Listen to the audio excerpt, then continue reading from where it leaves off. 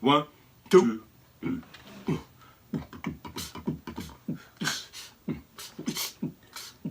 Ah. Me and my posse, quarter beer. Dum diddy dum diddy diddy dum dum. Ha ha ha ha.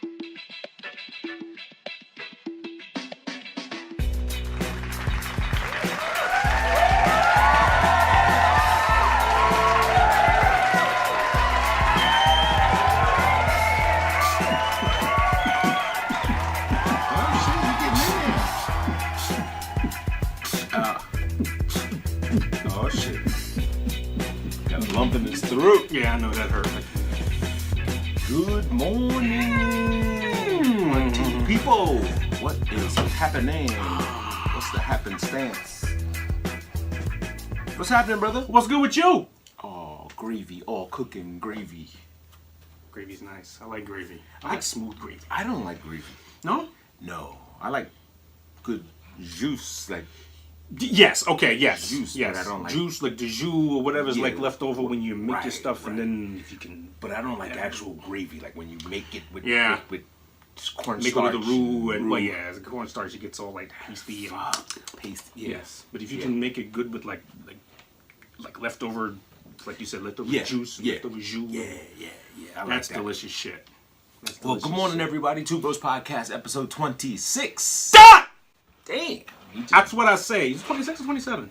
No, it's 26. 25 was with napalm. 25 was with napalm, Okay. and then we had Easter break, Right. where we I was totally shit faced from doing. I remember I texted you when I was on my way, and you were like, "Yeah, this is we're not gonna make it." I was literally in the bed and woke up with like, what time is it? Like, what? Uh-huh. I don't even know where I am. So we had level 1. We hosted a sip and paint Right. party.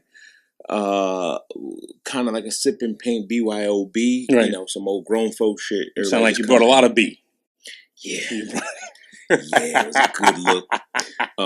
The sipping, you know, most of the ladies did the painting and the fellas did the sipping. Right.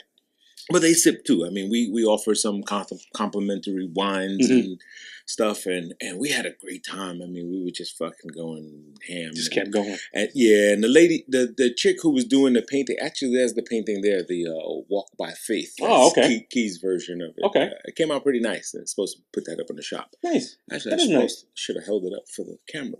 You But get it? yeah, can you? That could be the theme. Walk by Faith. Yeah. Yeah, good stuff. Yeah, we do the hand puppet. Oh, yeah. So we had Walk by Faith paint instruction by a lady named Nancy. She's pretty talented. She's good, but she's quite frustratable very easily. Frustratable. Yeah, you know, when you're dealing with a bunch of, you know, drinking women, Yeah.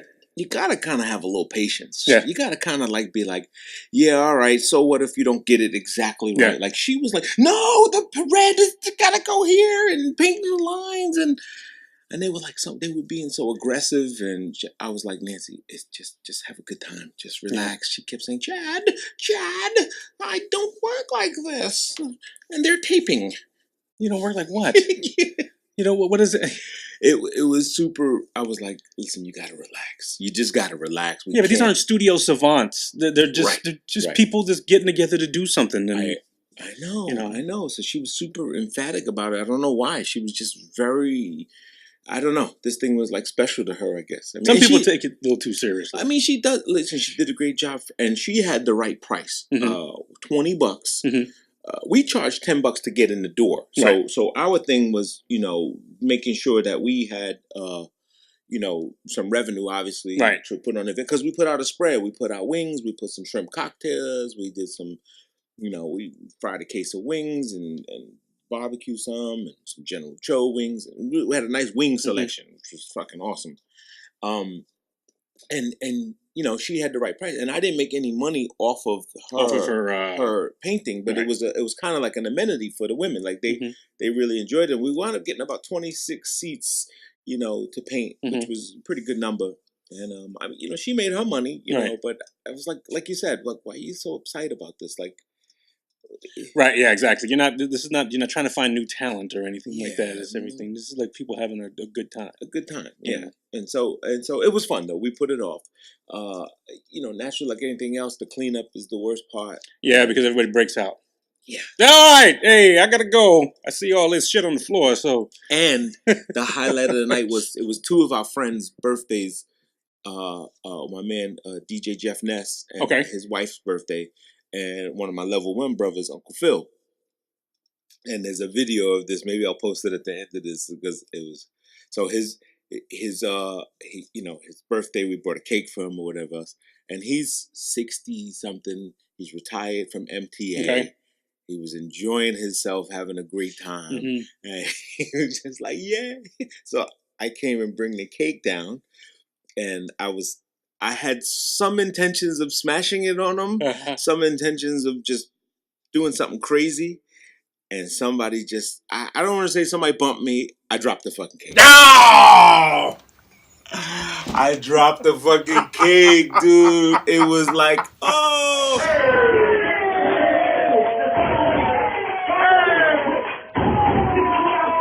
Happy birthday, Phil. Happy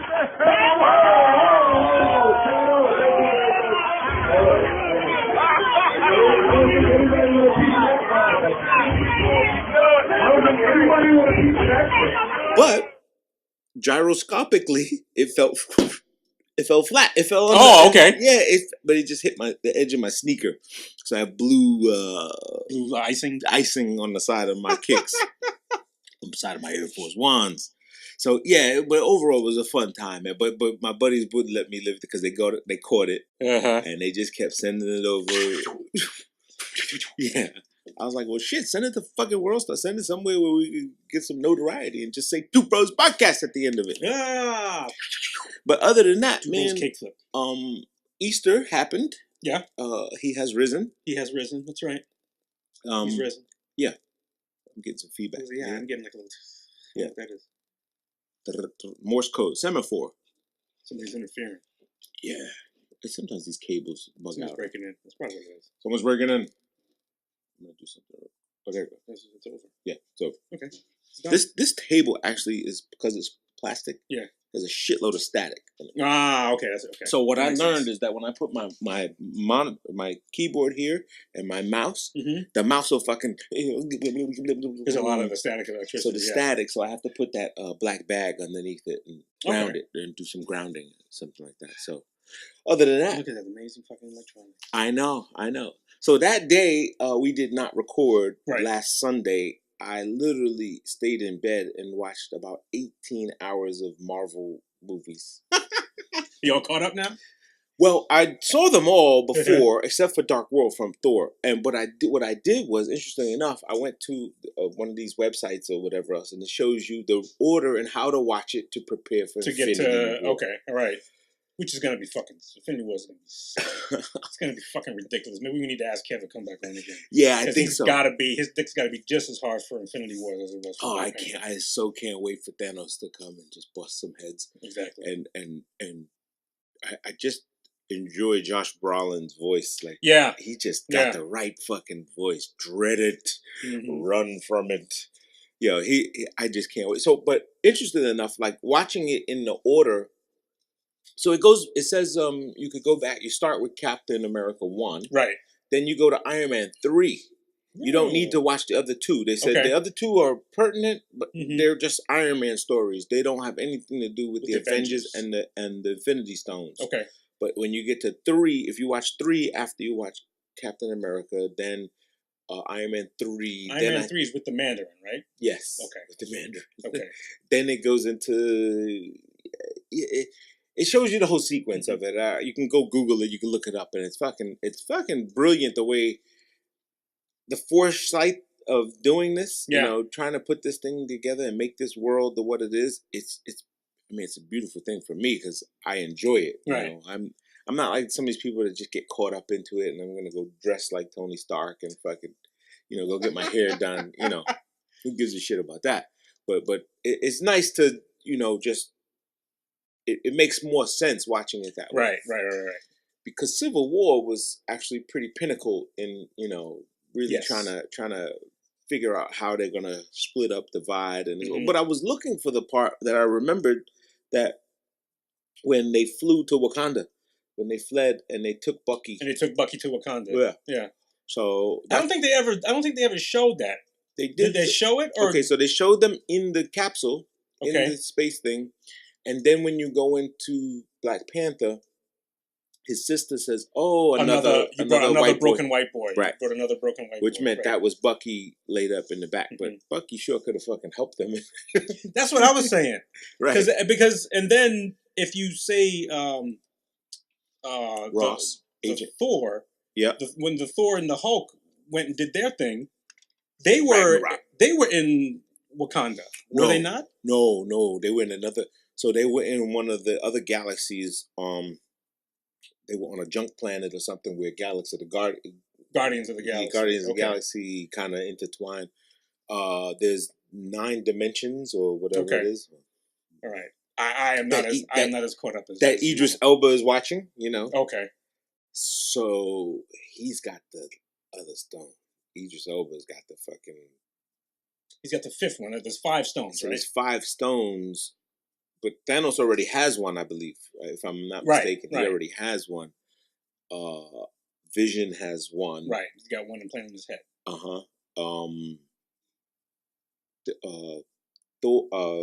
Idris Elba has one. Mm-hmm. The one that Loki had in the Tesseract or whatever else got sold to Benicio del Toro. Benicio del Toro. Benicio del Toro. Mm-hmm. He's the collector. Right.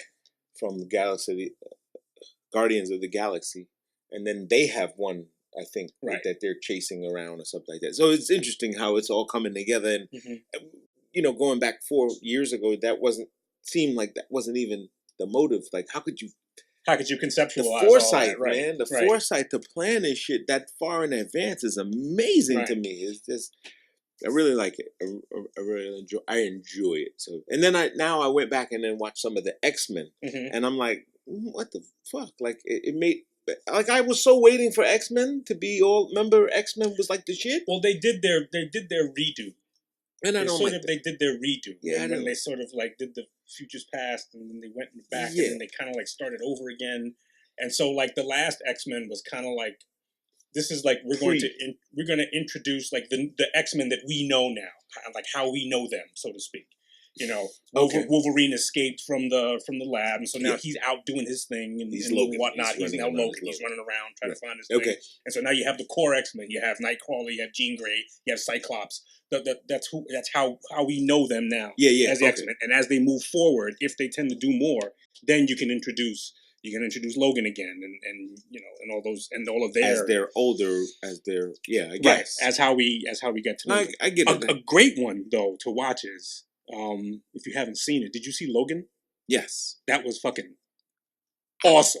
You know what? I need to rewatch it then because it was awesome because it makes suggestions. It doesn't tell you all the things that happen, but it kind of lets you know that this is like the end of a certain X-Men era, and it's kind of like gotten older, and it hints at a couple things that they don't tell you about, and nor have they shown about it before. It kind of like rewards the loyal X-Men fan who know the story a little bit more. So when they say things like, "Oh yeah, there was an incident in Westchester," well, the X-Men fan knows what that is. Right, it's the house. Right. So the X-Men fan knows what that I like is. that.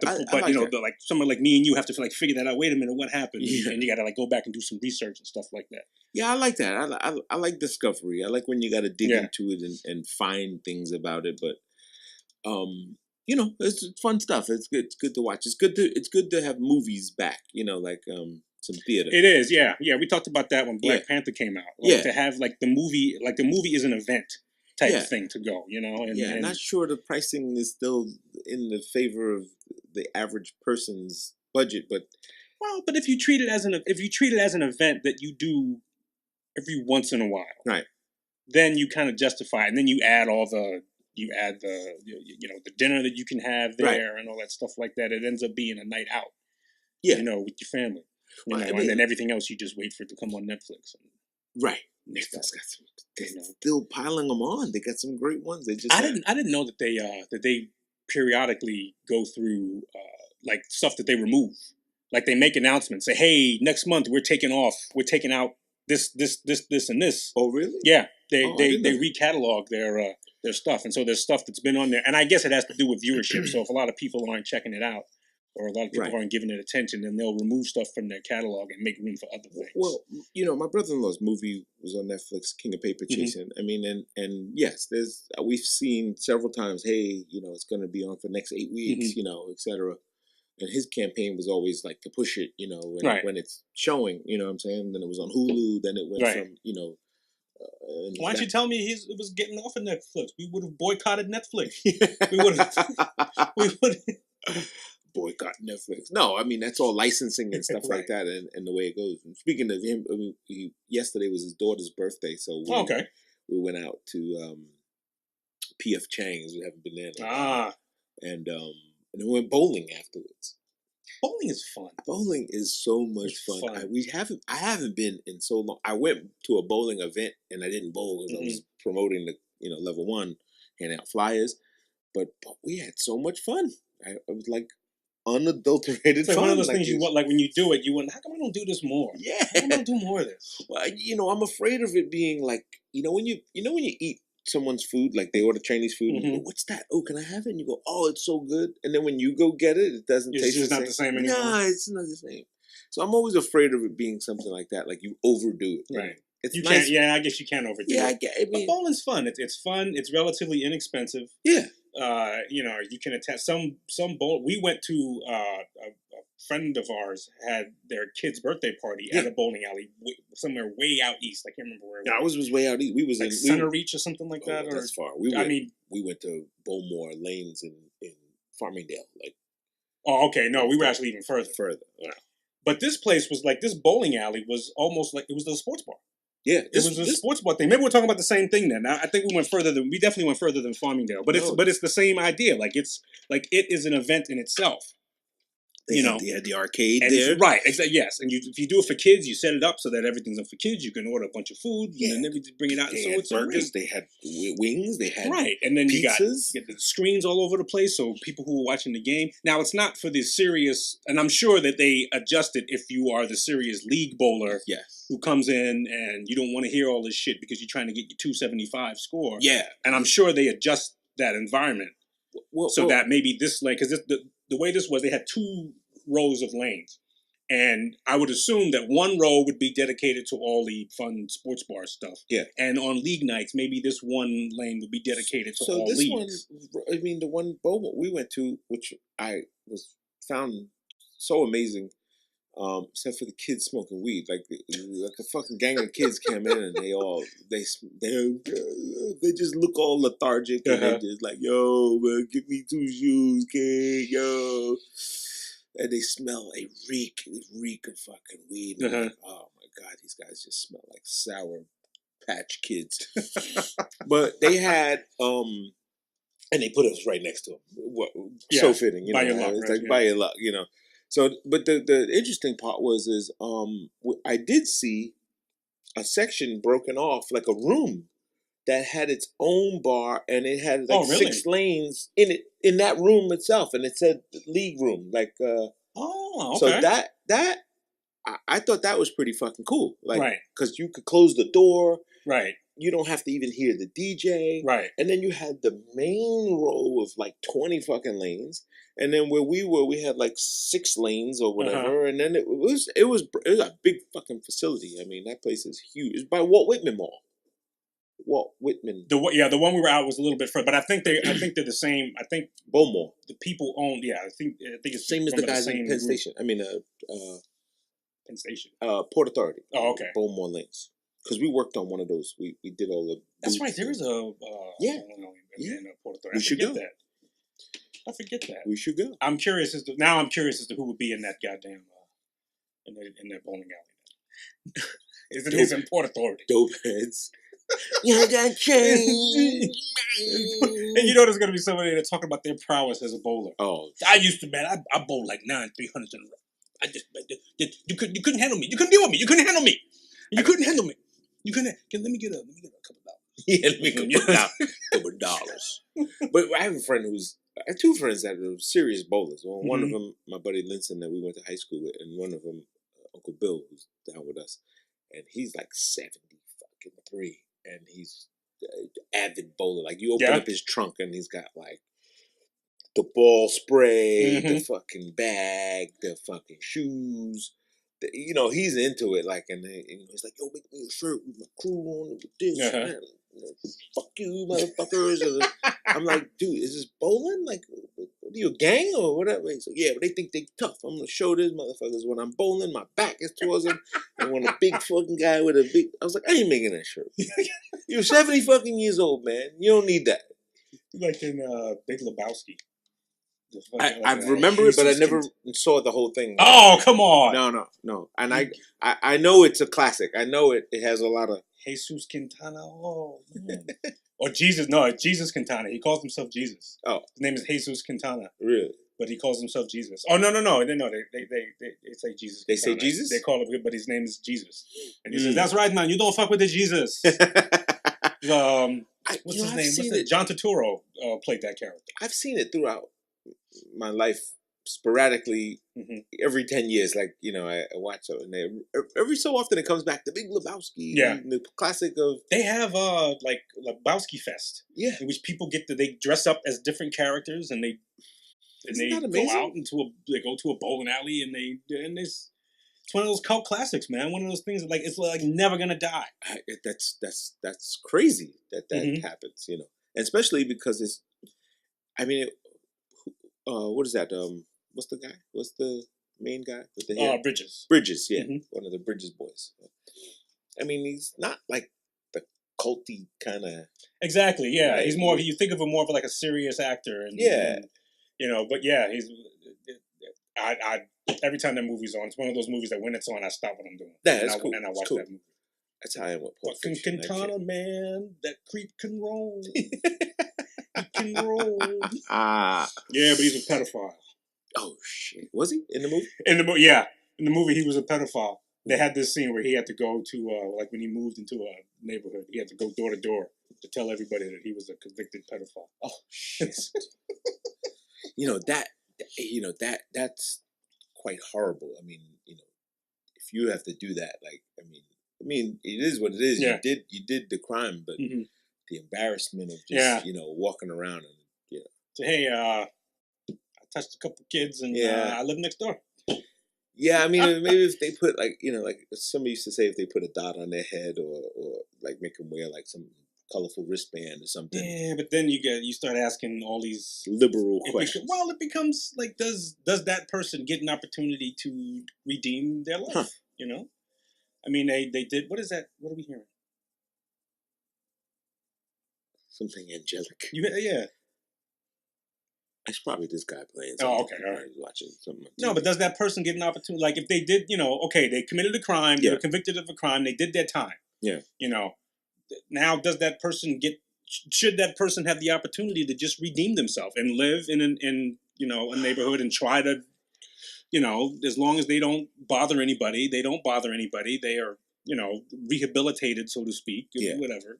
Should that person have the opportunity to just live their life and just they try to attempt to redeem themselves? And what if they've been there for a long time? What if they've been there for like 6-7 years and been a model citizen and stuff like that, been a great person, or been a great neighbor to have, and all of a sudden you found out that he was a pedophile? Well, now do you want him out the neighborhood? This good citizen that you have? And he's probably done a couple of favors for you too. Probably. No, I'm okay with redemption. I mean, I'm okay with, everybody makes mistakes. I'm no stranger to it myself. And, the people that condemn him, it's pretty fucked up until it happens to somebody there or their family or somebody, and then all of a sudden they go, no, we should have a second chance, know. So I'm not okay with that. I'm okay with the redemption part of it. But we get into this concept of this, the Minority Report, right? The pre-crime. The pre-crime, right. Yeah, and it's becoming now more, possible with all this other shit going on, like this YouTube girl that went up and did some crazy shit. Oh yeah. That fucking. Have you seen some of her? Oh, dude, some of her videos. Her shit is almost. She's a fucking nut. She's a nut. But someone could watch this show and be like, those guys are fucking up to something. So there's music in the background. There's some shit But going she's on in on that back some- room. Ooh. No, yeah, she She's was like weird. super psychedelic. And that little dancing she was doing. Oh, she's it was like, fucking- yo, you are a fucking nut job. She clearly was A nut job waiting for an event. Did you see her house? No. She had a green screen, and the father is like, I don't know. This is where she make the movie, and she says she like it. Like, okay, you know. That's horrible. And she was just weird. She was doing like all kinds of kegels and Yeah. exercises. I've seen a couple of them. They pulled most of her stuff. I know. They pulled most of her stuff off of and all of her things. She had an Instagram feed. And, yeah, but her shit shot up. Like when as soon as they said, well, her name, absolutely, yeah. everybody- who is this girl? they took I'm the a shit. I'm a una agua. Oh, she is crazy. Wow. Now she did not. Did nobody died, right? Like she shot No, like 3 people or something. Three like that? people wounded, I think. I Okay, don't think but no nobody casualties. died No. except her. She killed herself. She killed herself. Okay, Yeah. which is why I don't know why you don't lead with that. Yeah, just lead with that. Yeah, just start with that and say, Lead with that, and then there should be like a deal. Like if you kill yourself first before you hurt somebody, we'll consider your membership into heaven. We'll talk about it. We'll discuss it. If you want to go out there and like think everybody deserves to die, but if you off yourself first, you get a discount. we'll give you a discount. We'll hear your case. Wow. You know, just don't hurt anybody else. I mean, you know, she should have did what she was known for. I'm not saying what to do, but she should have made a video, Right, and popped herself. Like, you know, that she would have got millions. She would have got more traction. You know, she should have did it live. She should have live by the sword, right? Fall on your own sword. Like, right. You're so, you know, this is gonna get me all the views I wanted now. Now they're gonna see. Right. Yeah. You know what I'm saying? Yeah. And just do it. Like, I mean, Well, that would be the platform to do it then. yeah. That would be the platform to do it. If that's your gripe, if you're so griped on this platform and you don't like that they're not showing you, then show them the ultimate video, man. Right. And yeah, because she didn't like how she was not being monetized, like she was being demonetized. They took everybody's money away. Everybody's money. They took our shit away. They took everything. Took our money away. People who were making serious money. Yeah. They had the people like the Dave Rubens and all them. Yeah, their stuff got demonetized. They switched it up big time. I mean, and it's now, you know. Which begs another question: who becomes on a platform that is supposed to be for your expression? Who becomes the arbitrator as to whether that expression should or should not be filtered? Okay, so I have something for this. It's funny you say that. Because what I do like, while I don't like that they took away money from it, they were never given the right amount anyway. You know, it was like, right. They were jiving it anyway. So they weren't the right people for the job. Mm-hmm. That's what I believe. There's nothing wrong with them saying, okay, you know what? We're just out of the cash business. You get your streams up. You do what you're supposed to do. And let the other advertising markets have free range on whether they want to tie themselves to your channel. And not make them have the cash register. I like that better. It gives so YouTube doesn't control any money. Correct. But if Chrysler wants to put something up on there, Chrysler might. Chrysler pay you. Chrysler will put your and you negotiate on your own. I got 30,000 views. Mm-hmm. I have this. You have real credible background to show them and negotiate your own fee for the marketing purposes of it. That's a lot better than what it was before, because what you had was everybody saying, well, YouTube only paid me $328, and now I'm going to go to all these sub companies and double dip on the same views. And that made it unfair. It made it unfair to the ad buyer. The ad buyer says, because now they're paying $2. Right. I have no choice. So they were the ones that forced YouTube out of this market and said, listen, you can't do this. We're chasing all these third-party ads, companies and marketing companies. We'd rather pay the ones we want to pay and pick and select. Right. And it could be a company you've worked with before. Right. And they're into this space now. So I do like that aspect of it better. And that advertiser can make a decision on their own of whether they want to be associated with that that product. So Chrysler might say, yeah, this isn't for us, but Dunkin' Donuts will say, we don't mind. We don't mind. Yeah. Well, it just opened up the world for a lot of marketing people. Right. And streaming marketing and stuff like that. So I do like what they did. I just, it kind of just happened at this moment where they kept posting it saying, we're demonetizing at the end of the year. Yeah. And no more pennies on the views.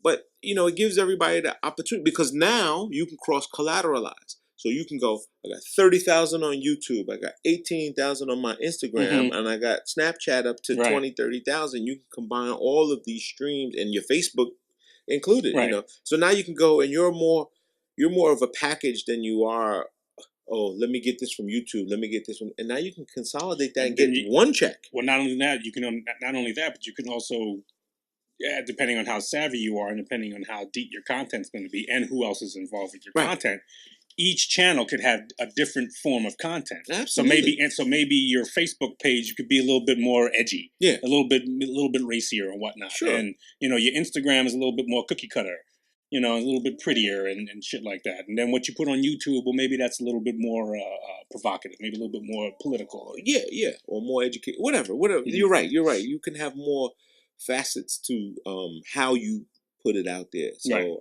it's cool. I like it. I mean, it is what it is. I mean, for us, it's never been nothing other than just let it go. Put it in somebody else's hands. They'll create some shit. Because when you go through, I'm surprised that like if I check out something on YouTube and I come across something that I see is interesting and I'm looking at it, and I'm saying, well, they're really not doing anything. But how in the hell do they have 600,000 views and 22,000 subscribers? I know. They pay for it. They pay for it. So a lot of them pay for it. A lot of them pay that. We talked about this earlier. Like somebody to, in a sense, boost your shit up. Yeah. I mean, we've been approached by so many boosters. Oh, you guys' channel is great, but you need more followers. You need this, and I'm like, well, what happened to the organic part of it? Like, what happened to people really liking it? Like, what happened to real people? Like, and so this is great segue. This is what the Russia influence thing has always been about, is that if you have 300,000 people saying this is the way of today, but they're all robotic and they're canned responses, is it real? Like, is it real? So is the influence really going that way? And that word itself, the influencers, I think we're going to see that word die this year. I think so. We're going to have to see it die because politically it means something else. True. Yes. So in Facebook and stuff, you say, "Oh, these guys are influencers. This and that. You want to get with him, grow your business, do this, do that. You need an influencer." Right. And then when you tell, "Oh, I'm campaigning for politics," you need an influencer. No, you don't. Yeah. It's a double-edged meaning. So it'll have to die because it can't exist on both worlds. You can't have influencers. Yeah, but what politics has been, it has been not about what I'm trying to say or what I'm trying to do. It's the ability for me to be able to connect with what you think I'm saying and what you think I'm doing. So it's not like Trump gets all the flack for like the white supremacists and all that stuff like that being big Trump voters, and he's dissuaded that, but at the same time there is an understanding that, hey, my message hits this barrier right here to where these guys are at. Yeah. And so I'm not saying we should be a white nationalist country. True. But when I say XYZ, people who believe those things are going to side with me more so they side with somebody else. So you kind of like play that wall a little bit. You know, Trump wall. Yeah. So you play that wall a little bit, like you say a couple things, but you're not, I mean, you'd never say that, we're a white nationalist society. Right. But the white nationalist will say, aha, you see what he said? Right. Yeah, that's right. Let's go. Right. Where's my MAGA hat? Yeah. No, you're right. You're right about that. I mean, that in itself is what everyone's, I guess, pitting against each other and just kind of like not sure how it's going. But, even with Mark Zuckerberg and all this, having to testify and say all this stuff. Did he say he's not testifying? No, he said he's cooperating. Oh, okay, all right. He said, if I read correctly, he said he was cooperating. Mm-hmm. He said he's got nothing to hide. And he even admitted that we could have gone about it a different way. Okay, because they were so. They claim naivete, and we talked about this before. Like, I keep forgetting the word. Cognizable negligence. You are. He said we didn't know we were that big. Right. Really? Well, that's a. The reason why that flies in the face is because the reason why you brought them on is because you are that big. Right. So, you wouldn't do that unless you thought that it would have an influence to boost your stock price up, or do what you do, which is pimp the advertising in feeds more. Yeah. Yeah, I mean, to say you didn't think it had that much influence and you were just playing around. I mean, when you're getting the billions, you know, of money, there's nobody playing anymore. Right. This is not playing around. This is not just doing it for fun. This ain't Two Bros Podcast. Right, exactly. We're playing. We're playing around. We're playing around. We're trying to touch a button here and there. And what does this do? Right. What does this do? Right. What if I say nigger all the time on this? Who's going to listen? To get up to those billions and say we didn't think it was that serious and we're playing. And I'm taking this out of context. I'm not saying that that's what he said. Mm-hmm. I'm just saying that's the feeling I get from how he's. Unfortunately, most multi-millionaires / billionaires, all of a sudden, when they hit the edge of the ethics of how they run their business, they all of a sudden become a small business owner. Who just was trying to make it. Put some things together and was trying to provide something for somebody and stuff, and so it becomes a question of, well, how are you going to tell a business how to do their, you shouldn't be telling businesses how to do this. Well, you're kind of like beyond, you're kind of like beyond mom and pop running a damn hardware store. I mean, there's a little bit of a difference there, and I'm not saying that's what he's claiming, but we create laws that affect that have the same ramification for the corner store as for the multi-billion-dollar corporation. You're right. And like you said, for him to claim kind of which I guess when you look at the layers, I guess that's somehow logistically possible. Mm-hmm. But when you look at how big this is, it's like you don't get. You don't realize how big Facebook is. Yeah, you don't get a free pass. You don't get the I didn't know pass. I mean, he saw the fine and said that's what is it, like $30,000 an incident? Well, or something like that. If he has to pay that fine, I mean that comes into like close to the trillions of dollars. Yeah, but this is the part that I was telling my buddy yesterday is that that's gonna go left because he's an offshore company. Right. So who's adjudicating this? America? Well, I don't owe America shit. I'm not an American company. Right. I have a holding in America. Right. And that's only worth $300,000. It's probably a shitty company. It's probably a Facebook Holdings, one, which is probably the office. It's only worth the legs it stands on. Right. Like it's probably worth the computers it's infrastructure. It's the service. Self-serving infrastructure. Yeah, it's got 150 servers. It's got 200 employees, 300 employees. It probably does have that, but that's not the real company. You know what I mean? That's a shell. Right. And it's going to say, well, that company will just bankrupt. We'll just bankrupt it out and we can't pay it. You know what I'm saying? They're not going to have him pay that. No. There's no way. Pay who? They're not going to have him pay it. Pay who? Well, exactly. Like, that's what I'm saying. Like who gets money? I'm not getting a check. I'm not getting Are you getting a check? No, you ain't getting a check. So who's, number one, who gets paid? Number two, he's not going to pay it. He's not, that will never, to run the risk of saying, okay, now because of this infraction, this no longer can exist. Yeah. And people saying, well, Facebook will no longer say, I doubt that very seriously. Yeah. It might change the way they do some business. It might change what you see in your feed. Well, maybe and maybe not. I mean, it may make things a little bit more explicit as to like when you sign up on stuff. Yeah, but we talked about this before. The signing up portion of digital media has gone by the wayside. Yeah, because we put 30,000 line items in a document, and you just scroll to the. I agree. Exactly. Yeah. And and along the way, we agree bit by bit by bit by bit by bit by bit by bit by bit by bit to, and then now all of a sudden we're in this thing because, like, I think we brought this up before.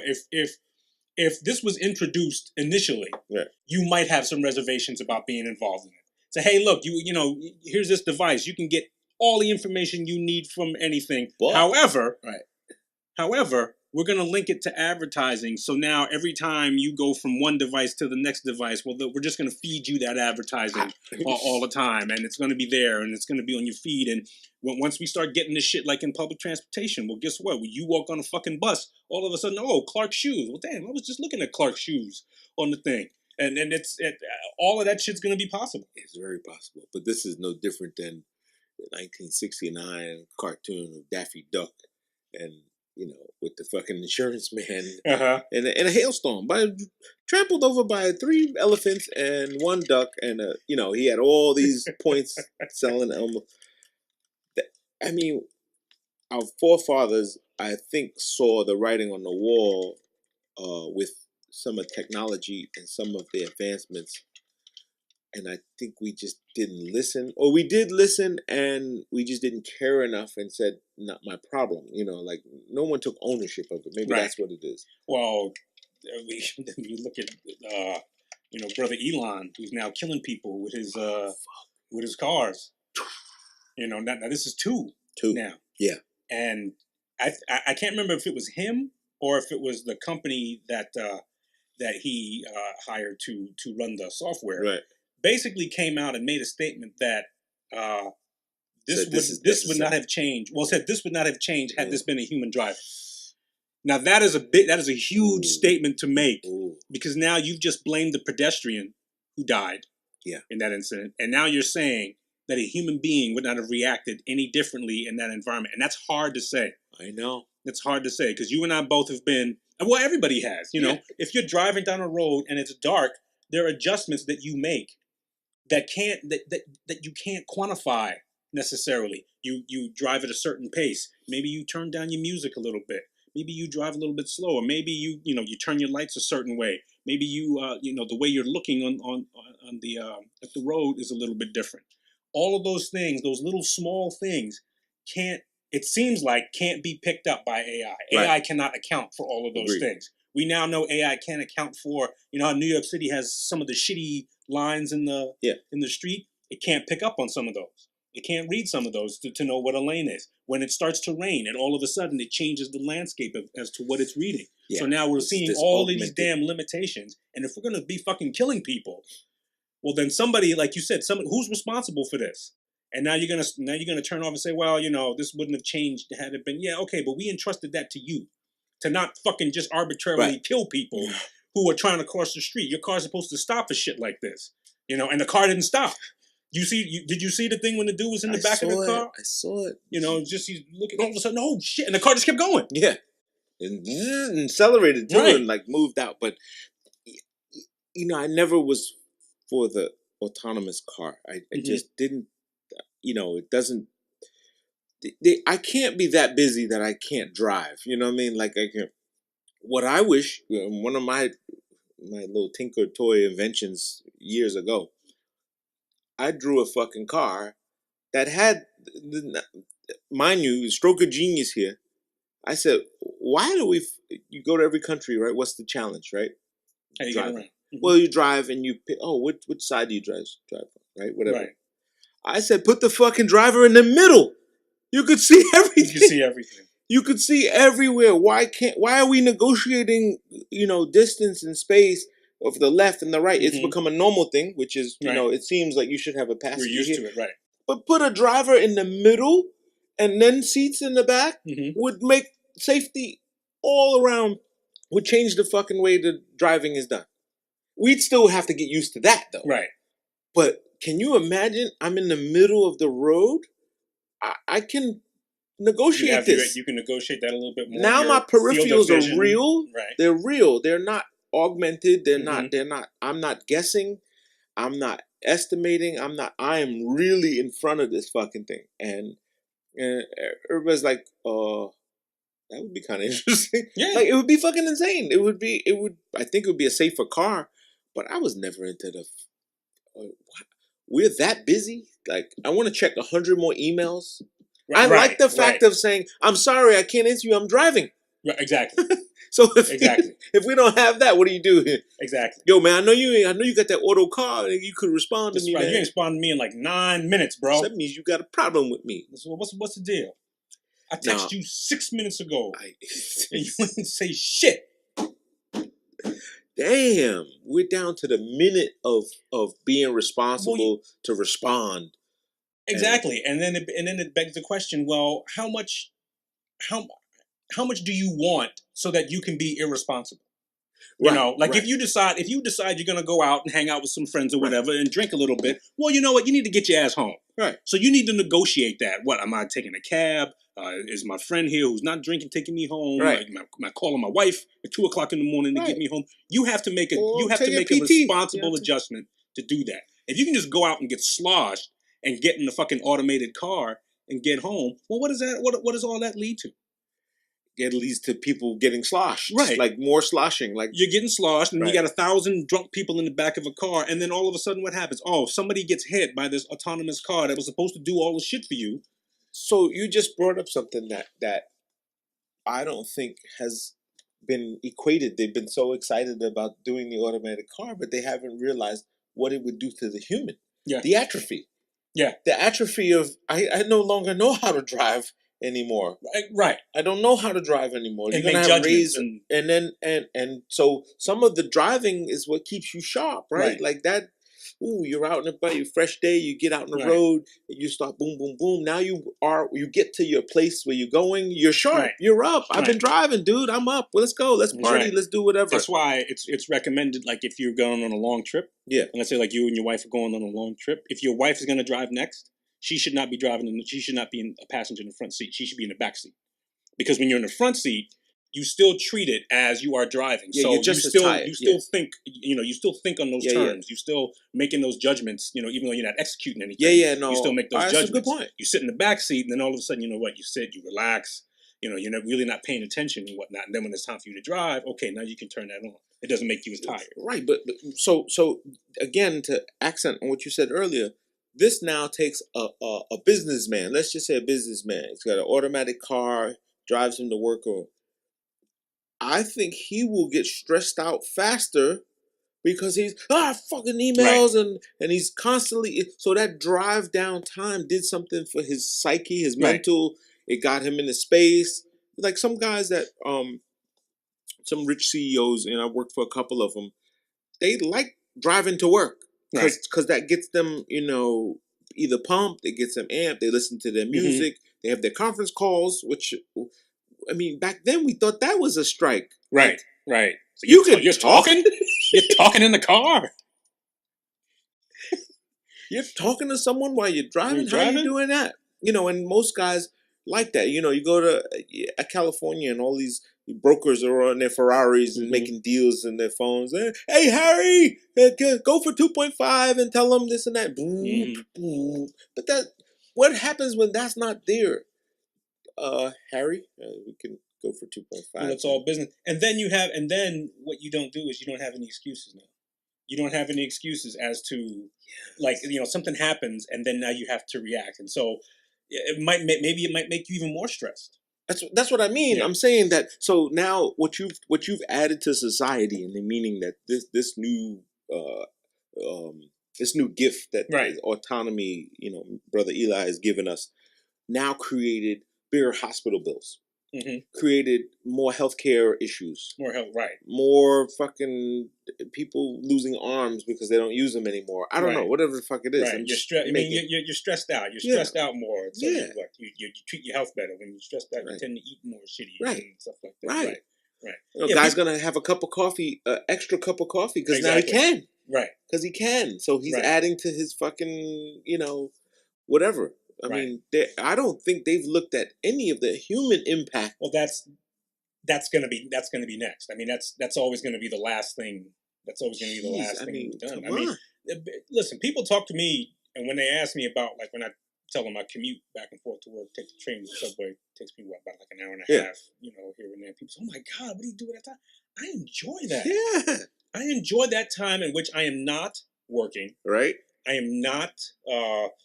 Dealing with, I love my wife and I love my family, but you know what? This is kind of like time for me. Yeah. To do what I want to do and listen to music. Yeah. You know what? I'll catch up on a couple of articles that I want to read on my phone. Take a nap on a damn bus. I get some of the best sleeps going to work. And this is like my time, and I can sort of like recenter myself and get myself ready. And then if it's going into work, okay, you give yourself that, and then you know what? Here's your stop. All right, time to go. Time to kick that into gear. Right. Now but if everything is autonomous in which you can in which you can like I do. can't- Well, I mean, there's still some people who do that. There's still some people who you see on the train doing work all the time, and those people look stressed as shit because they're answering everything. Yeah, And they're their faces are scrunched and they're like taking, this. they're taking This phone is- calls and This is you know, you get sour face, and I say, "Yo, you all right?" And the guy goes, "What? I'm fine." You know, it's like, "No, you look like shit. You look you look like you ate shit." Like shit some sandwich. people get on. You ever see the dudes that get on the train and they're not even dressed? Yeah, and they're not even dressed. They just like the shirts on, and it just looks like he just came out the damn shower. And then they dress. on the damn train. There's a guy that used to shave on the fucking train. Shave. He had a buzzer. Electric razor. Yeah, and he'd always, and it was so annoying, but I get it. You know what I'm saying? But you know, the one lady told me, said, "They go in the bathroom, like go in the bathroom and do it. Like, you know, you're sitting at your seat." Well, women do that all the time too. Women with the fucking makeup. With the fucking makeup, and now that they got the phone, they're checking themselves out on the damn phone. I know. So they're looking at themselves on the phone. Yeah, doing lipstick. Yeah, that's a thing. I mean, I always want to like get next to them and just. No, so a lady was doing her makeup on it, and I was like, she was like, "You silly," you know. She was like, "You're so silly." She was like, "I'm looking like," and I was like, I said, I photobombed you." She was like, you know, turned her head. She got all a little uppity of me. Uppity. And we have this group of ladies that get on the train with us when we catch the 740. And they don't stop talking. Well, where'd you go this weekend? Oh, and then Sherry went down and and then she was standing there.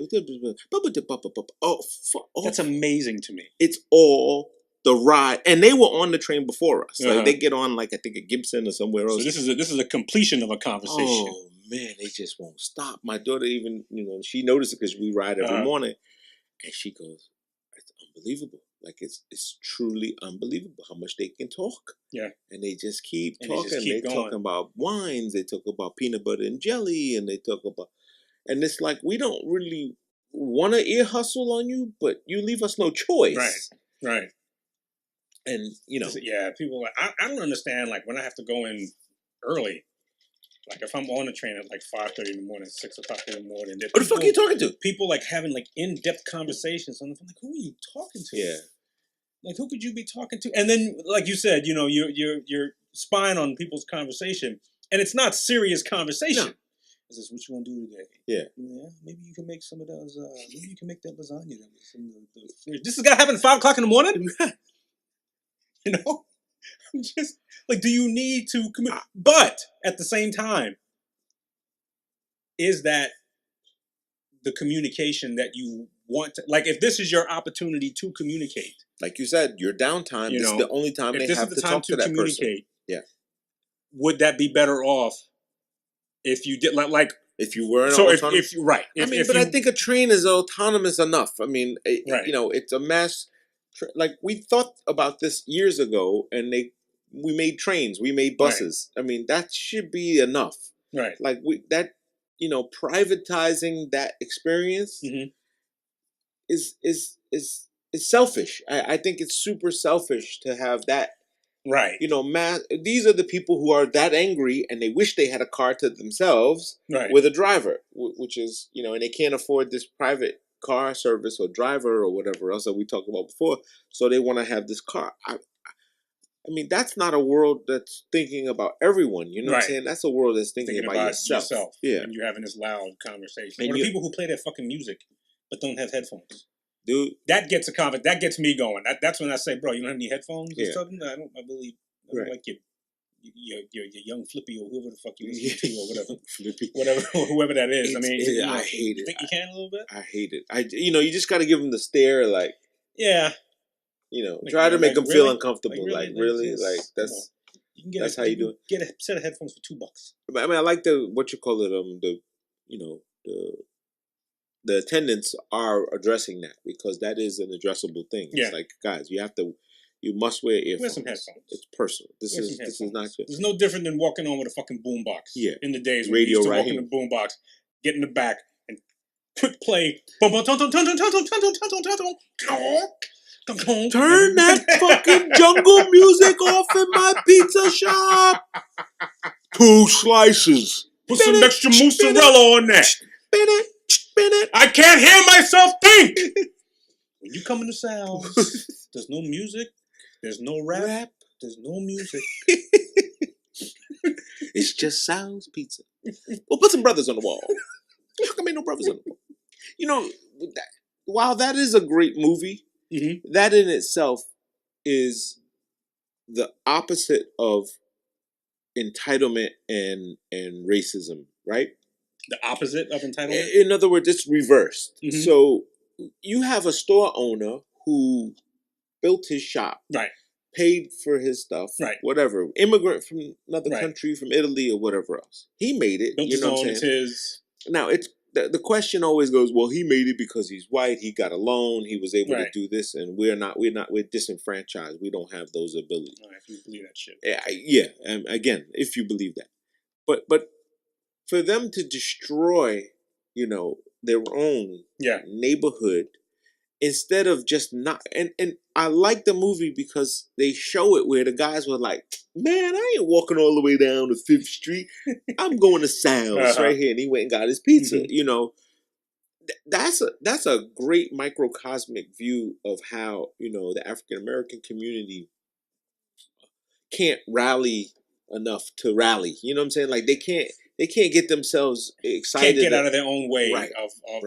And so their only lash out is to break a window, destroy it, say fuck you, and now when they go, yo, that's fucked up. We don't even have pizza no more. You know what I'm saying? Now we got to go all the way down there. Well, you fucked it up. You fucked it up. Like you fucked it up. And you allowed the mob to sort of speak for you, so to speak. You allowed the you get in a mob mentality, and then all of a sudden you being a follower of something that you might not even believe in, right, just seems like the right thing to do. And so it's easy to go. It happens in school all the time. It happens in school. You see somebody and somebody makes fun of somebody, and then you pick up on everybody else laughs at the fact that they made fun of somebody. So now you have a choice as to who do you want to be associated with? Right. You want to be associated with that person that's being made fun of, bullying, or do you want to be associated with the group, with the masses of people who, hey, I'll include you in my group. Let's just make fun of this kid whose only crime is that maybe he doesn't look like everybody else. Maybe he's a little bit poorer than everybody else. So let's all make fun of him. You want to be in our group? You with us, right? Then make fun of him. Throw that rock at him. Throw it. Hit him. Exactly. I'm sorry. Like all those people who were following Conor McGregor in the in Wild Out, Brooklyn. Right? Yeah, had 30 dudes with him. What the fuck you need 30 dudes with you for? And I'm almost positive that somebody said, well, no, just somebody said, hey, you gonna take this shit, man? That nigga's in the bus right there. You not gonna take that? You Conor McGregor. How you gonna take that shit? I thought you was Irish. Maybe Irish stands for pussy. Yeah. Ooh. And then he wilds out. Or just the opposite. He decides to wild out and everybody's like, yeah, Conor, yeah. Yeah. I saw only the clip TMZ played or whatever else. And I can't for the life of me think why he would do that. I mean, just out of sheer frustration or whatever. What was his gripe? Do you know? I don't know. He was jealous of some of his players? He never spoke for himself as far as to why he did it. Okay. He had his arraignment and stuff like that. The speculation is... Was this in Barclays Center? Yeah. Is this here? Yeah. Wow. At the loading dock of Barclays. Yeah. The speculation is that he's upset that he's being stripped of his title. And so he stormed the event, and the guy who's the interim champion... he was directing that towards him. Huh. You're not the real champion. Whatever it was. Yeah. But in the melee, he ends up breaking a bus window. He injures one person. No, two people. Well, got they said injured. they got glass fell on them. Oh, well, no. Apparently, he had lacerations in his face, and he needed to be treated, and he had to pull out of a fight and stuff like that. And so so it wasn't just that's it was legit shit. And there was I think one of the security guards broke his hand or something like that. So melee. He caused a lot of trouble. This wasn't just like you just like yelling, or how they like just busted on a press conference and said, you know what, the real fucking champion, shit like that. You ain't fought nobody. This nigga do a damn hand truck in a bus. Damn. McGregor. Wow. Okay. Meanwhile, he's got 30 dudes with him. Yeah, it's like at some point I thought that was finished. Like the days of the big entourages and the running around, spending all your money and all this stuff. It's just weird. And who are you if you're dude number 30? If there's 30 dudes, if you got your entourage, yes, there's like a handful of people who are close with you. Right. Those are the people who you consult when you make decisions. Whoever has the ear. You bring shit up to them. They know you on a personal level and on a professional level. There's like 2 or 3 people who you like involve in all those decisions. Everybody else is just hanging around. And there's a last dude on that totem pole who I guarantee you, some people are going, hey, who the fuck is that? Who's that guy? Or as Conor McGregor would say, who the fuck is that guy? Who the fuck is that guy? Who is this? I'm paying him for mac and cheese. This guy, he's with us? Him? I never seen this dude before in my life. What are you doing here? Didn't you just deliver the pizza yesterday? I like Dave Chappelle's answers. Like, I asked Mac Mittens what's going on. Y'all don't got a Mac Mittens? One guy that just sound like a good deal, Dave. Everybody needs a Mac Mittens, but not 30 Mac Mittens. Did you see that that documentary on Harvey? No, the guy that produced the Ocean's 11 movies. I can't remember his name. The old man, the Sal guy. He produced those movies, and he produced and he managed Elvis, and then he. Oh really? Yeah, he was one of those guys that arranged it and stuff. Was he the guy that actually played in the movie? The old man. He had a part in the movie. Yeah, he had a bit part. Harvey Weintraub, or I think his name. He was the old Irish guy, right? No, not the old Irish guy. No. He had a bit part. Just a bit part. I can't remember his name. Well, what about it? But he had a documentary, and they talked about a time when he was managing John Denver's tour. Mm. And so John Denver was upset that I said, look, man, this tour is horrible. Everything's going wrong. Our reservations aren't the way they were supposed to be. The food at this place is horrible and stuff. And he's trying to get in touch with him. Dude won't get back to him. Finally, he gets back to him. And he says, look, man, I've been trying to get in touch with you with all of this stuff. And the guy says, hey, don't worry about it. I fired him. I fired the guy. He said, who? He said, Ferguson. The guy that was taking care of all this, Ferguson, took care of him. Everything's going to be different from now on. We're gonna straighten your rooms out. We're going to make sure that, the food is better and blah, blah, blah, blah, blah. There is no Ferguson. Ferguson does not exist. He just said that to get past that shit, to say, look, I took care of it. I fired that dude. That dude, that's the end man on the line. The dude that doesn't even exist. Yeah. But he exists sort of like so that I can say, he's okay, a dead man. He's a dead, we took care of this dude. Guy, yeah. He's it. He's gone. He's out. You won't see this dude no more. And he never existed in the first place. Wow. Yeah, you need a fall guy every now and then. I mean, if you're stupid enough to latch on to a group or organization and you have no stability in it, right. Like you're just a hanger-on. You're just hanging there. You're a hanger-on, and you can't generate revenue. You offer nothing. You have nothing to give, right. Nothing to... You're just there. You're slicing Conor McGregor's meat if he thinks his steak is too tough. Is this steak medium rare? I don't think he get that close. If he get that close to him. Yeah, he's the guy that gets napkins or take the garbage out. You know what I'm saying? Like that kind of guy. I mean, I've been in those situations where it's like people just walk past you and don't recognize you, and you just feel like you get smaller and smaller every day. And no one, what's your name again? Mm-hmm. He needs help. Somebody needs help getting him. Oh, okay. I like how I move those chairs, right? I'm helping, right? I'm trying, man. You know something? You ain't hear nothing out of me, right? Right. I'm just cool as a fan, man. Just keep me on this tour bus, man. Oh gosh. It just put me down. Yeah, everybody wants to be down. Everybody wants to be down. So, baseball is kicking up. Baseball's here. Yankees doing their thing, huh? Yeah, so far so good. So far so good. So far so good. So man. What's the it's a long season? So what's the promise? I mean, the promise? Yeah. Well, now they're expectations. So the expectation is, you know what? You're supposed to win your division, and you got to go deep into the playoffs. Okay. Last year with a couple of rookies and with no expectations, made it. We were a game from the World Series. Right. So now those expectations are now higher.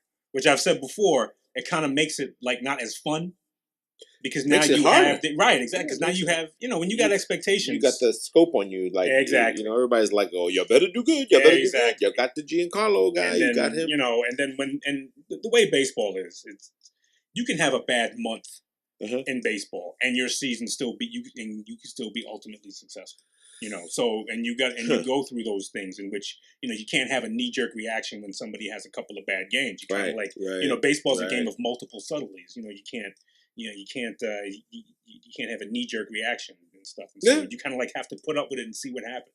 And this is the wrong time of season to start like second speculating. guessing. Okay, like it usually takes for me, end of May is when you look at the team. Okay, this is what we are. This is what we've shown we can do.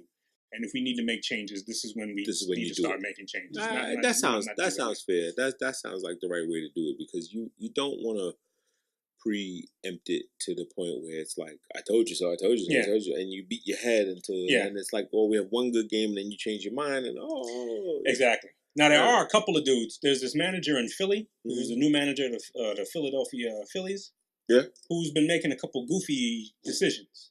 Like for instance, one of the things he did was he went in to make a pitching change. Yeah, he called in a pitcher that was not warming up.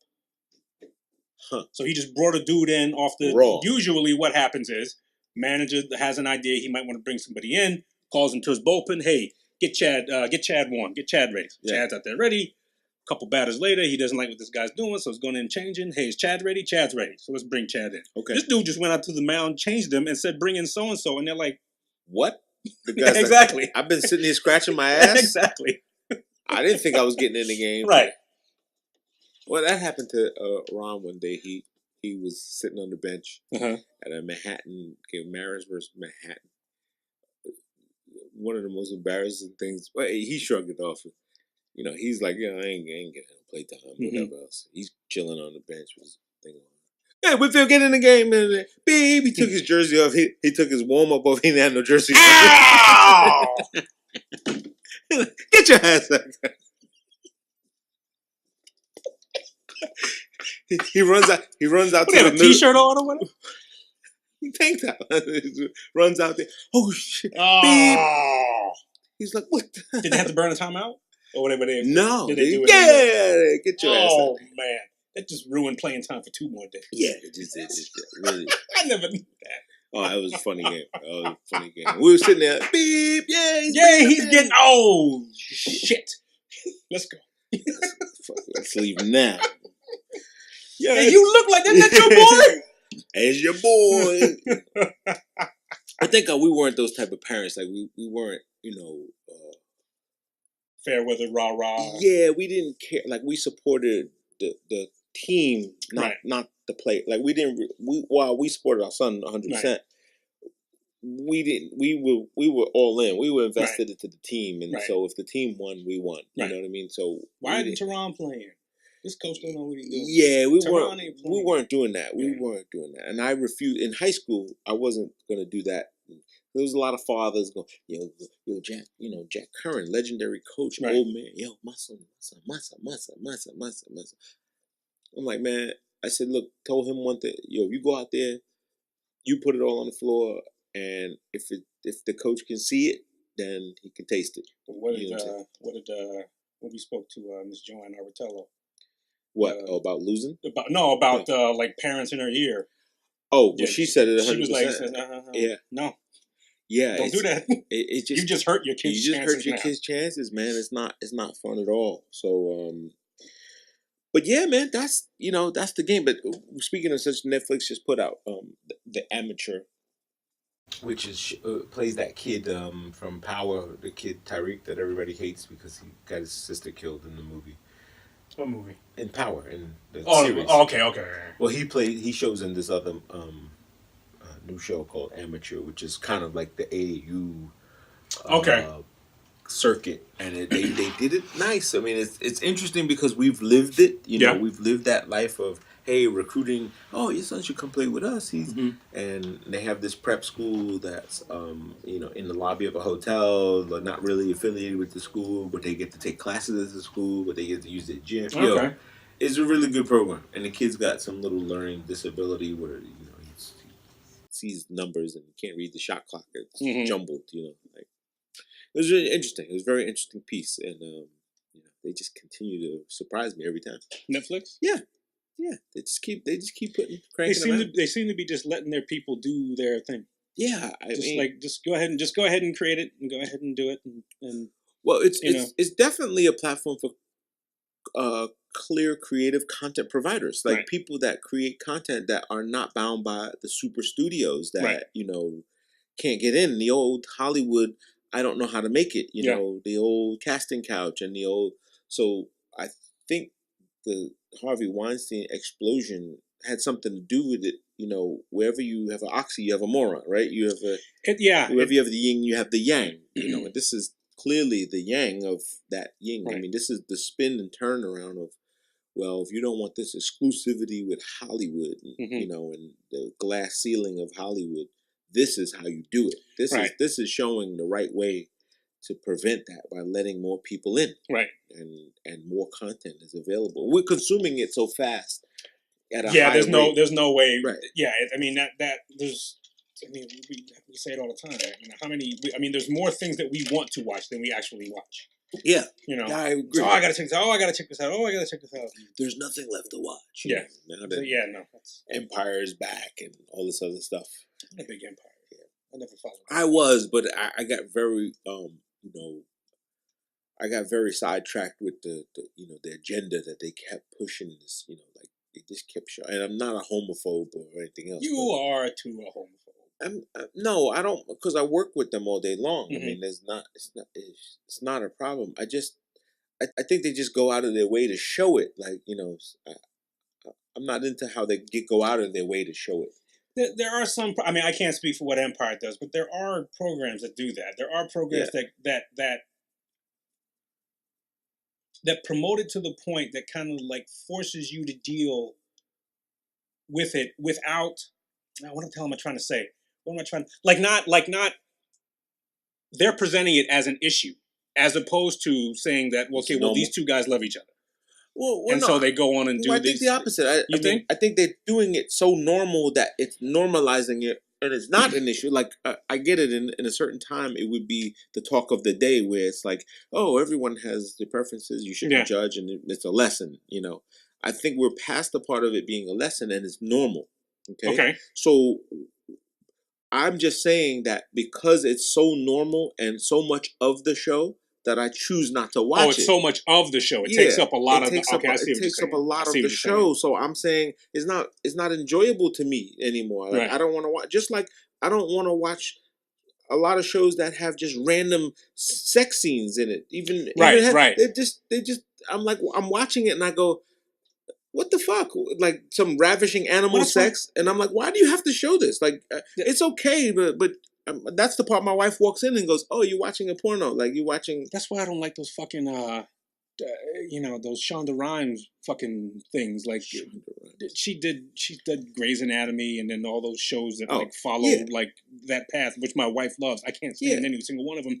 But everything is somebody pulling somebody aside into a corner and fucking them for 6 minutes. Yeah, and I'm like that. Just no. Why do I? You're exactly right. I don't want to. Number one, that's what I meant. That's that's outside the scope of reality. Right. That doesn't happen. I'm sorry. Yeah. Hospital time happens. Okay, fine. These people, I hope they have other shit to do other than fucking each other. The closets, you know, time and time again, every fucking day, just taking turns of who to fuck. I'd like to think you got other shit to do in a hospital, especially since my kid's fucking down there dying of dysentery. So please have something else to do. But everything is everything is. You know, all these, you know, this person's a master in their field, and they're 24 years old, and shit like that. It's like, oh, like, do I have to, like, go down? Like, why can't... I just wish we would make an investment in regular people. Yes. In what the perception is of regular people. And there are too many people who look like models, and there are too many people who, you know, all of a sudden, like, they're the prettiest, they're the sexiest, they're the flyest, and we don't make this. Very few shows have made this investment in what is regular people. I think guys have lumps on it. Yeah. Women got a little cottage cheese in the thigh. Yeah. We don't care. As people, we don't care because we see that every day. Right. We view that as life. No, you're right. You're right. I like that. I mean, but you know, like Blackish had it a little bit. You know, Yeah. the spinoff Grownish I haven't seen that. Is it good? Is really good. It's apropos for like me with my daughter going to college and stuff like that. So it has a, you know, she's like, her dad was like Prince's photographer or something like that. Or the girl who plays in. I thought you said your daughter. And No, I'm like, no. I know your daughter's dad. Yeah, it'd be me. No, but you're right. Like they're regular people. Like that's why I like Atlanta. You know, with Donald Glover, because he does it so regular. I will say the last few episodes have been pretty weird. Yeah. Yeah, I think he's reaching, but let the whole thing play out a little bit, because sometimes you get those lulls. That sort of like the last episode just freaked me out. With everything can't be this like adrenaline push. Yeah. You know. Yeah. I get it. I'm just saying, but there's so much content out there. What I'm saying is there's so much content available. I can choose not to like Empire, even though it's a great show. I could choose not to watch it and go, I'm not getting into it because it has that element to it, which I don't like.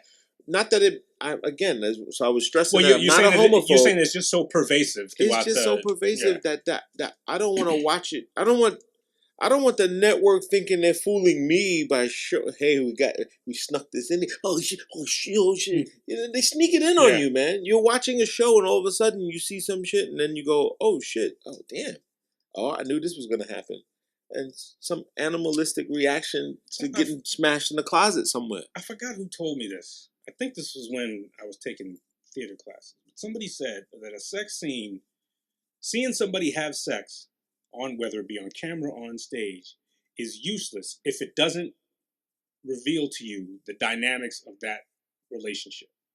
So whether that relationship is a submissive relationship, or whether that is a like desperation, or whether something like that. If it can reveal something about these two people, or these three people, whatever, however they want to do that, or that dog, however they want to do their fucking sex scene. If it doesn't reveal something about them, then all that was just to get your fucking nipples hard. Yeah, about having shock value. Shock value. But there's no different than blowing someone's head off in a scene. Right.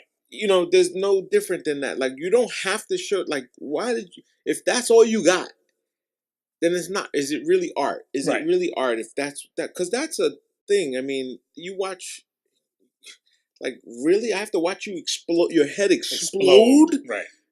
You know, and you know, and like, okay, I get it, and but there's no content here, and you go, oh man, this movie was crazy, heads was just exploding all over the place, and blood was everywhere. Like I'm not, that's agoraphobe to me. That's animal, bestiality. There's no different than watching just a 2-minute clip of a dog, a woman fuck a girl, you know, whatever. Or it's sensationalism. Yeah, it's all sensational. It doesn't tell you anything, especially if you want to watch a story. To put it on network TV, to have it, like you said, as pervasive as it is, and show it and do it, I think it's just tasteless. I think it really, I think it really ruins the fact that the story could, like, I would appreciate what we talked about earlier in the podcast. I would appreciate you going, I think they're gay. Like I think they're right. Like they must be sleeping together. They let the person imagine something. Right. Give me something to imagine, and it's okay that they are gay. You know, whatever in their roles, but don't show me the guy wake up. Good morning, boo. You know, like ambiguity is your friend in art. I don't think people realize that. I don't think people realize that like a certain amount of ambiguity is actually helpful. Well, this is what the form comes from books, from reading and imagining it. Right. If you take away the imagination part, it's not fun to me anymore. Exactly. There's nothing. And then hopefully what happens is it spurns. You know, did you see that episode last week? You see, I think so and so and so and so. You know, I think they're getting down. Nah, why would you say that they're getting down? Because they did this, that, and the other. But but that doesn't mean they're getting down. You and I went to the diner the other day and stuff. That doesn't mean that we No, I saw them. You know. Right. But yeah, man, that's kind of it in a nutshell. No gay guys. Okay. They'll be standing outside protesting. I told the dude at work that he was telling me that he was just making some feeble excuse as to why he couldn't do something. and he was talking about his wife. Said his wife won't let him do whatever, so that's why he couldn't stay. And my knee-jerk reaction was, said, "Man, dude, did your wife strap on when you get home?" Ooh. And I had to catch myself, and I said, "Oh shit!" Oh. So here comes the note from fucking HR now. Oh. But he laughed. He thought it was funny. And so, okay, I think he understood the context of which I was saying that your wife's the boss, so to speak. Maybe I took it too far by saying that your wife straps on with a huge 9-inch black dildo and rams you in the behind when you come home, asks you for your paycheck, and then tells you to go back outside and walk the dog. Speaking of HR and autonomism and all this other stuff, so have you watched The Masters? Any of it? I watched some of it. I caught Mickelson out there. I caught Tiger Woods round. Tiger Woods looking good. So Mickelson has a sponsor. A shirt. You know what it says? No. Workday. Okay. Workday. It's a simple little logo. I'm like, fuck, I could have came up with that. I'm like, somebody got paid off of that. What is Workday? So what it is he's an ambassador for Workday. Workday's a huge Fortune 500 company that promotes human resource interaction or whatever else through single source, like a handheld app or whatever else. So in other words, it's no HR downstairs. People. Right. Use the app. Use the app. Yeah. Use the app. A lot of people don't realize that automation is coming through to administrative processes. And when you thought your job of doing was safe, no, it's not safe anymore. It's I'm sorry, I have to let you go. Yeah. I'm reading the app. Matter of fact, I'll tweet you if you let go. I mean, so when you have the president perpetuating the type of mentality, at that level of digital interfacing with people, you don't have to be in front of them. You don't have to tell them. It becomes the way. Right. And this Workday or Workforce or whatever it's called Workday. I found it to be. I kept seeing this logo, and I was like, "Damn, he's really pushing that Workday shit." I never heard of this company before. I said, "All right, let me look." I looked at it, and I went, and it was like, "Oh, Fortune 500 company, Workday, blah blah blah." Why? Because the guys like him are promoting it. Mickelson, big. Oh, good luck to our ambassadors at the Masters this weekend, and we're pushing them for you, Workday. I'm like, what? So it's like it.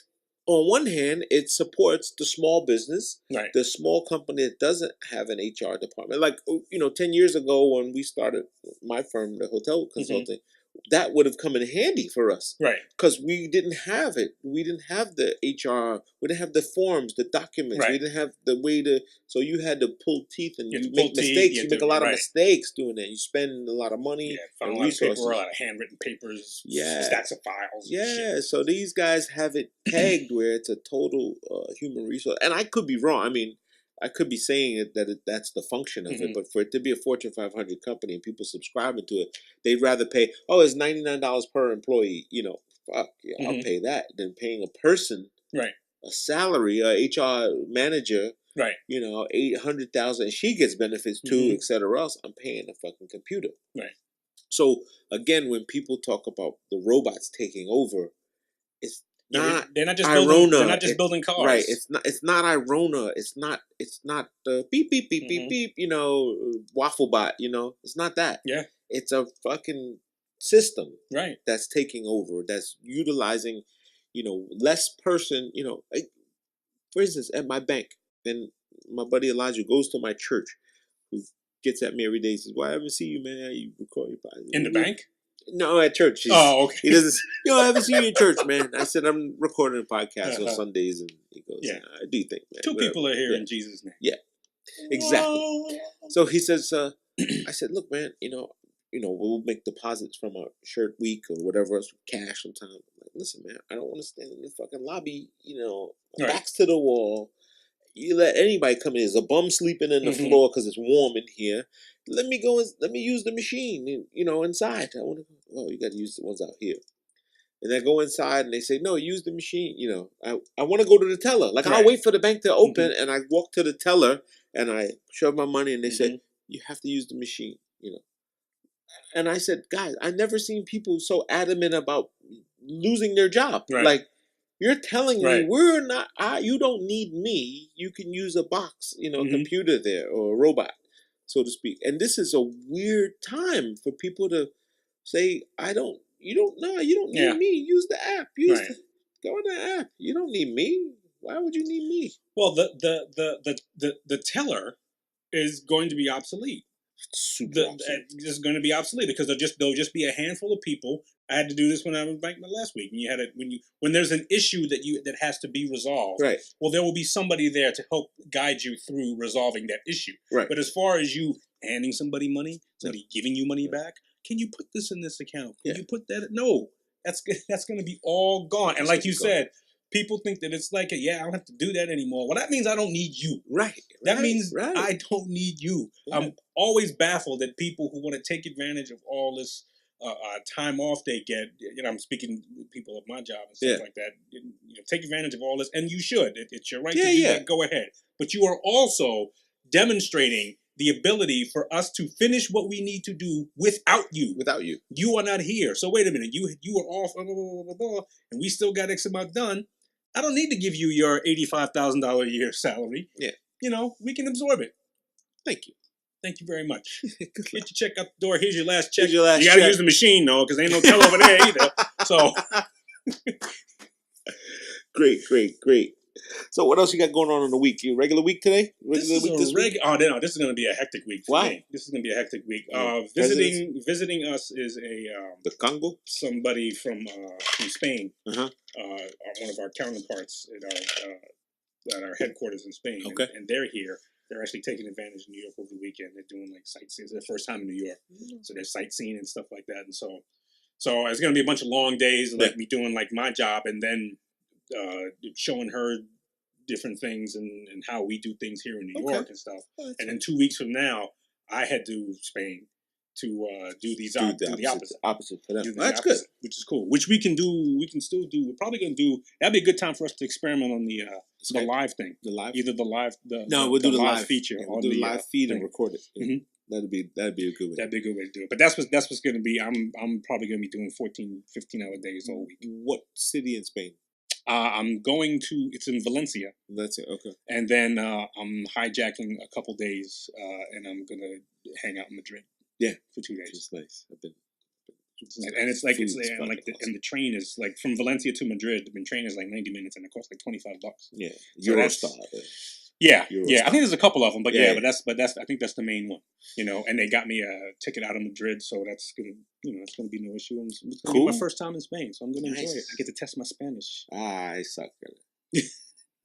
But it's Europe. Most of Europe. Yeah. Most people speak at least enough English so that you can.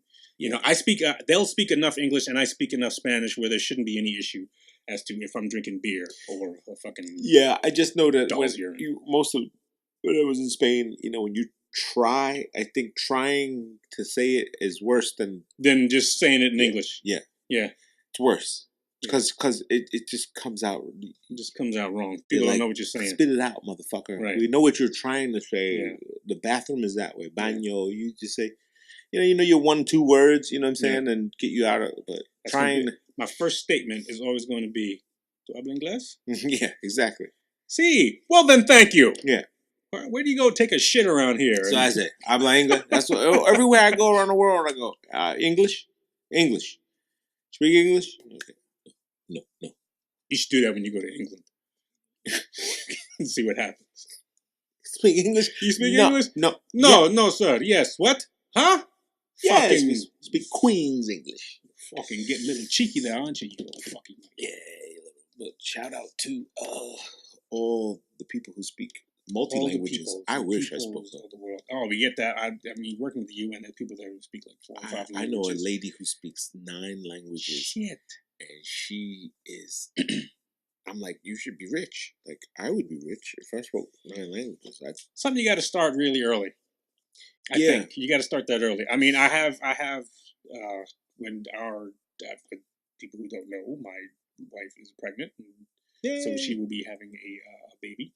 It'll come out of her vagina, and I think that's what as it grows. Well, my wife's dad is Cuban.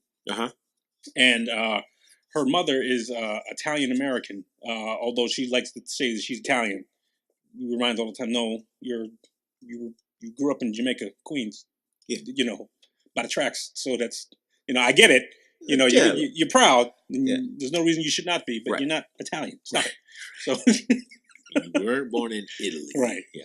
So I think one of the things I'm gonna say to my wife's dad is that, hey, look, every time we're around, I want you to speak Spanish.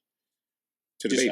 I just want you to speak Spanish every time we're around with the baby. I just want you to speak Spanish all the time, so that it's an ear that he hears all the time.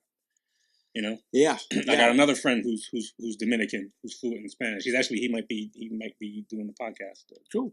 And but he's Dominican, and I said to him, hey, look, when you bring the baby around, just keep speaking Spanish. Sure. So that it's not a foreign ear to him. Speak Spanish.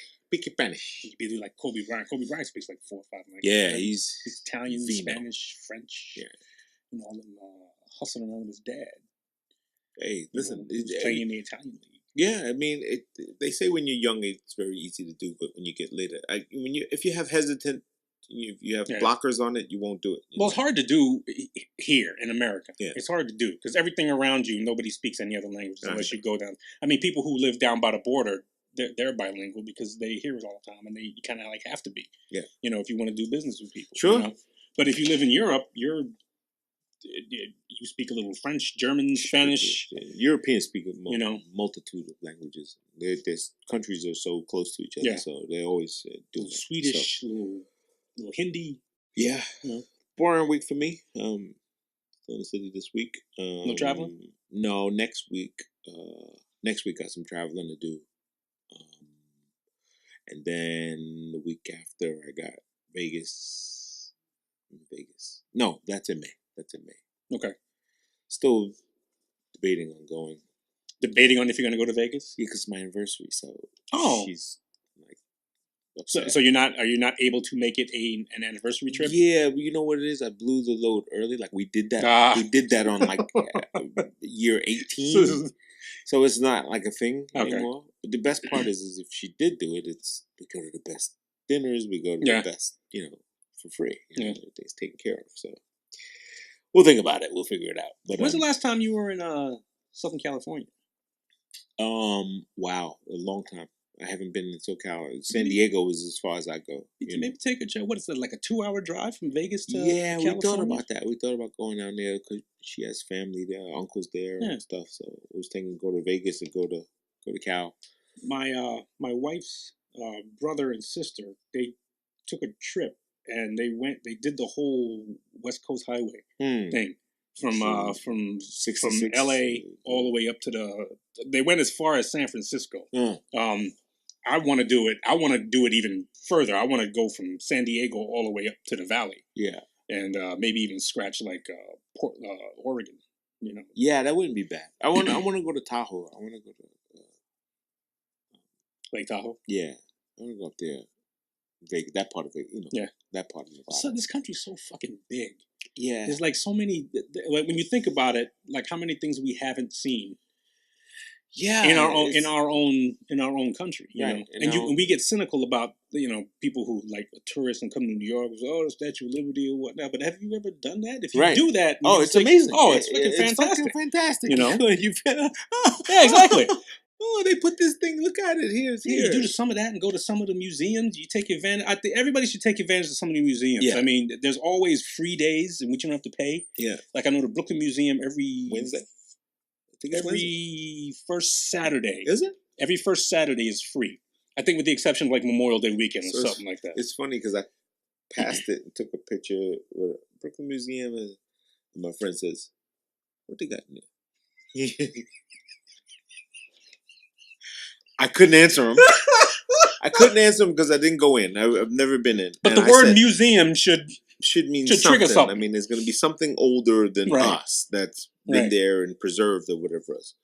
What they got in their cheesesteaks? But they got, you could go in there. And I'm like, I'm assuming there's an admission and you're my age, so you got to know something about how shit works. Aren't there some questions that are just so basic that you just don't know how to answer them. I don't know that. Like, I don't know, like when somebody like calls me at work and says, the light's not on in the room. I don't know how to answer that. You turn the light on. Oh, it's an ID10T. That's exactly. It's one of those things that like your question is so like fundamentally basic that I've sort of like gotten past. You should, as an adult, there should be certain things we shouldn't have to explain to you. You should know the first troubleshooting, Right. like. Right. Yeah. Hey, the monitor isn't on. Yeah.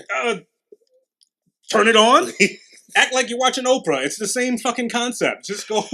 Oh, I've done that so many times. It drove me nuts. And I go, you fucking with me. You fucking with me. I should say that. So you're bullshitting me, right? You're fucking with me. Guy. Who sent you? Hey, kid, Who sent you? Did Anastasia send you? You're fucking with me, aren't you? You want some sandwiches? You're fucking with me, kid. But other than that, man. That's the best. What's with you and these fucking sandwiches?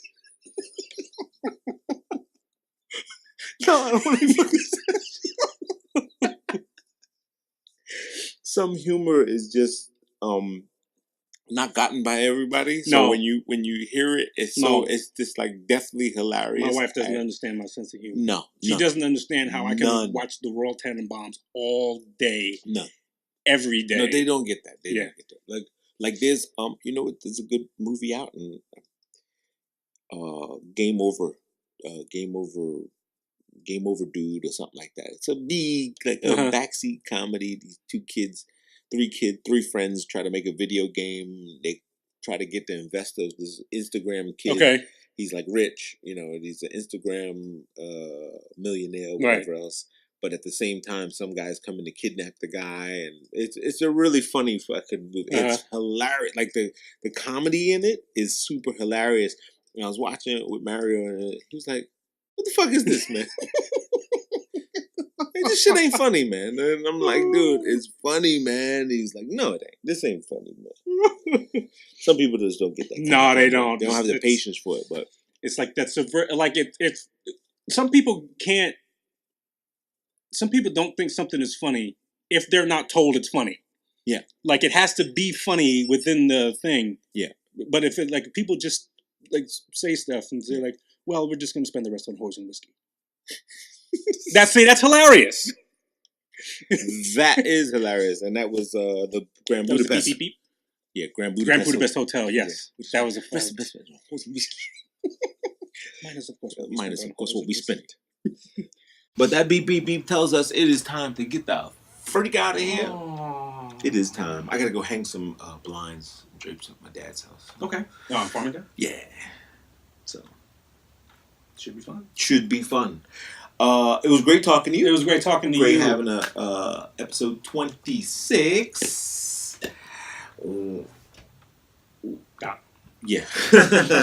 I wasn't really waiting for that. I just couldn't figure out what to say. But remember, be a blessing to somebody else. Welcome. Or fuck it. Ooh, yes. Hey, that's right. I gotta tell you some t-shirts. Just tell me what you want. We'll get you typed up. Two Bros Podcast, episode 26. We are out of here. Peace. Enjoy your loves. You're watching Two Bros Podcast on Protein Ghost TV. From France! Yeah!